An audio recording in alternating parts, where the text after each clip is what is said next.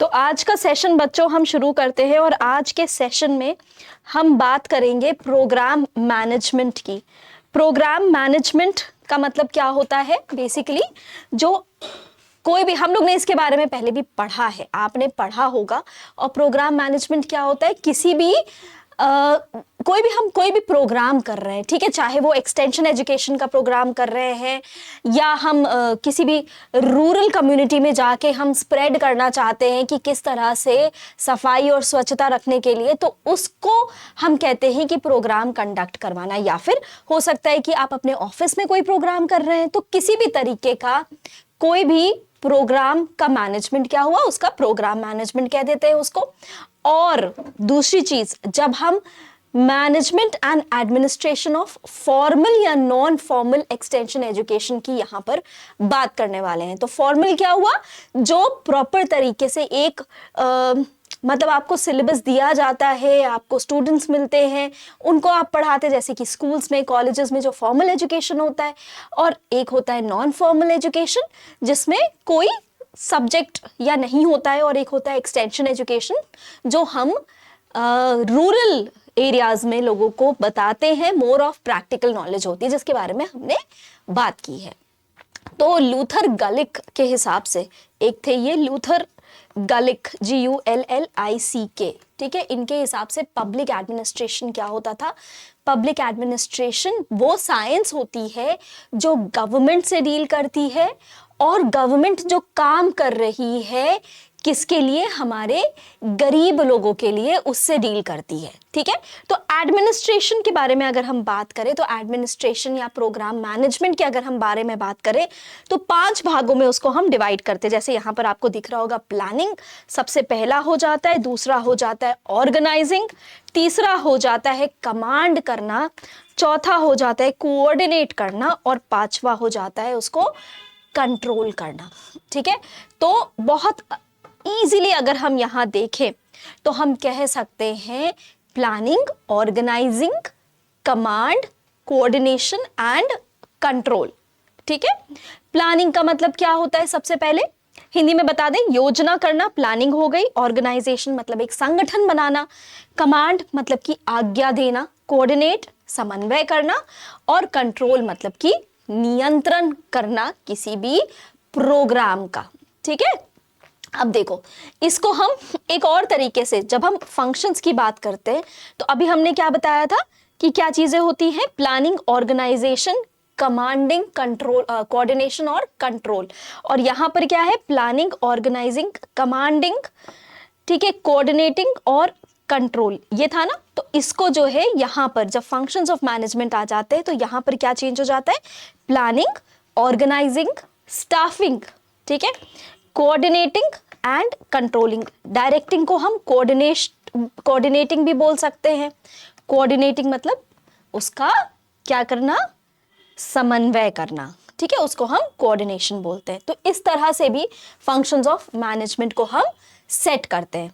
तो सबसे पहले जब प्लानिंग की बात करते हैं, तो जब भी आपको कुछ भी आपको कोई भी एक फंक्शन करना है, अपने घर में मुंडन करना है बेटे का, तो आप क्या करते हो? सबसे पहले प्लान करते हो, आप पहले ऑब्जेक्टिव सेट करते हो, आपको मुंडन करना है।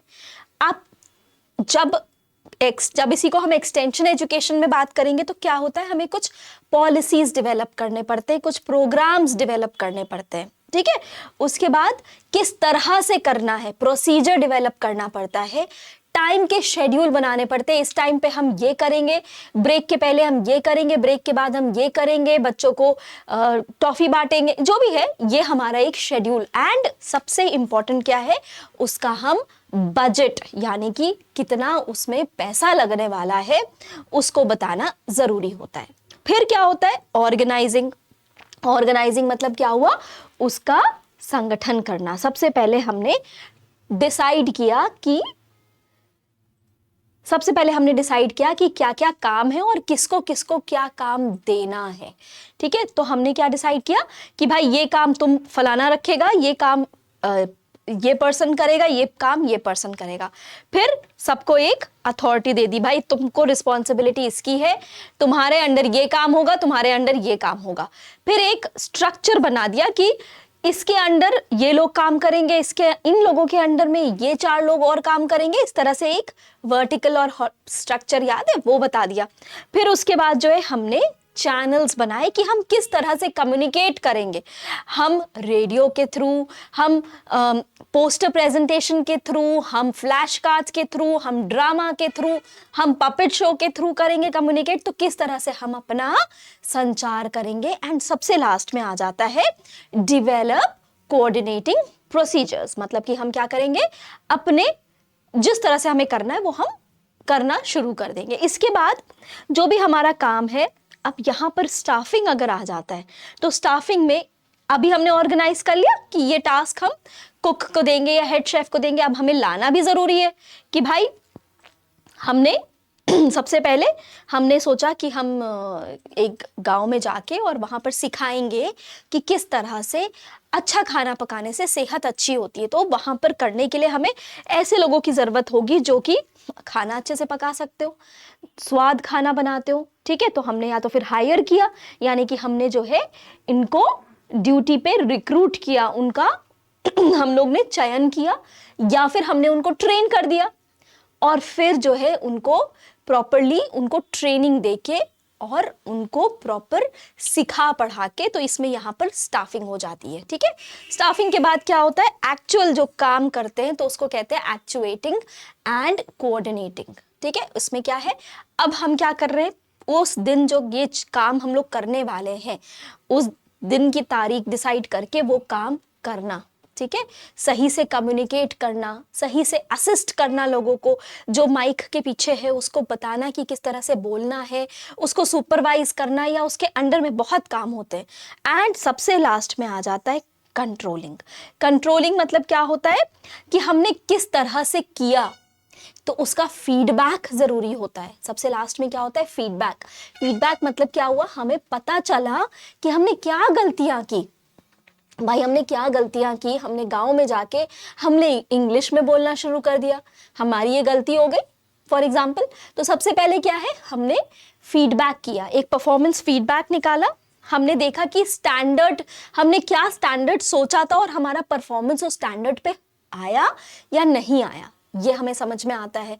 और फिर हमारा वही कंपेयर करना कि क्या सोचा था हमने और कितना कर पाए, और फिर इस कंट्रोलिंग से जो है हम हर पॉइंट पे कहाँ कहाँ पर क्या प्रॉब्लम्स हो सकती हैं उसको हम डिसाइड करते हैं। ठीक है, तो ये हो जाते हैं आपके फंक्शंस ऑफ मैनेजमेंट। आगे बढ़ते हैं।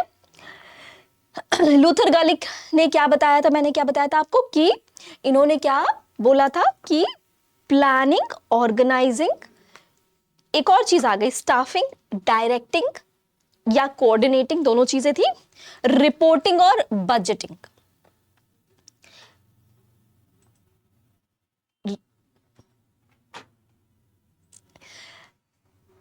रिपोर्टिंग और बजटिंग हो जाती है। तो देखो, अब लूथर गलिक ने जो है एक मैनेजमेंट को अलग से निकाला। ठीक है, और उसमें इन्होंने 2-3 चीजें और ऐड कर दी। प्लानिंग यानी कि योजना बनाना, ऑर्गेनाइजिंग यानी कि आयोजन करना, स्टाफिंग ये होता है, डायरेक्टिंग मतलब निर्देशन देना, कोऑर्डिनेटिंग, रिपोर्टिंग और बजटिंग यानी कि बजट बनाना। पॉस डी को आर बी, ये उनका वो था, एक मैनेजमेंट का एक कह सकते हैं कि एक तरीका था। तो सबसे पहले क्या आता है, प्लानिंग। सबसे पहले क्या होता है, प्लानिंग का मतलब क्या है कि पहले से ही हम एडवांस में डिसाइड कर लें कि क्या काम करना है, किस तरह से करना है और किसको करना है। ठीक है, ये प्लानिंग हो जाती है। प्लानिंग जो होता है वो एक बहुत दिमाग यूज करने वाला काम होता है, इंटेलेक्चुअल प्रोसेस होता है, कंटिन्यूअस प्रोसेस होता है, क्योंकि हर जिंदगी के हर दौर में हमको कहीं ना कहीं कुछ ना कुछ प्लान करना ही पड़ता है। आप अपना संडे कैसे व्यतीत करोगे आप प्लान कर सकते हो, आपको पिकनिक जाना है आप प्लान कर सकते हो, आपको बच्चे की पढ़ाई करना है आप प्लान कर सकते हो, आपको उसको MBBS का एग्जाम दिलाना है आप प्लानिंग करते हो। तो ये कंटिन्यूअस प्रोसेस होता है, ये नहीं कि आज नहीं प्लान करेंगे। ठीक है, करना ही पड़ता है।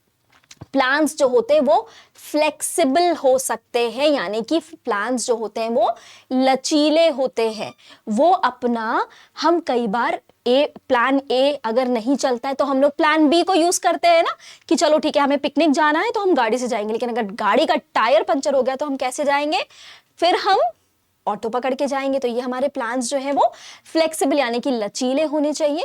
और जो प्लान्स होते हैं किस तरह के होते हैं, एक होता है कॉर्पोरेट प्लानिंग, जब हम किसी ऑर्गेनाइजेशन में प्लानिंग करते हैं तो उसको कहते हैं कॉर्पोरेट। कॉर्पोरेट जानते हो ना, कोई बड़ा संगठन, कोई ऑर्गेनाइजेशन, ठीक है, वो होता है। एक होती है लॉन्ग टर्म प्लानिंग, जैसे आपने अपने बच्चों के फ्यूचर के लिए पैसे इकट्ठा कर रहे हो, आपने सोच के रखा हुआ है कि हम इतना एफडी कर देंगे, तो ये क्या हुआ, long term planning. Short term planning क्या हुआ, आपने उसकी अगले सेमेस्टर की फीस भरनी है, उसके लिए आप प्लानिंग कर रहे हो, तो उसको हम कहेंगे शॉर्ट टर्म प्लानिंग, ठीक है।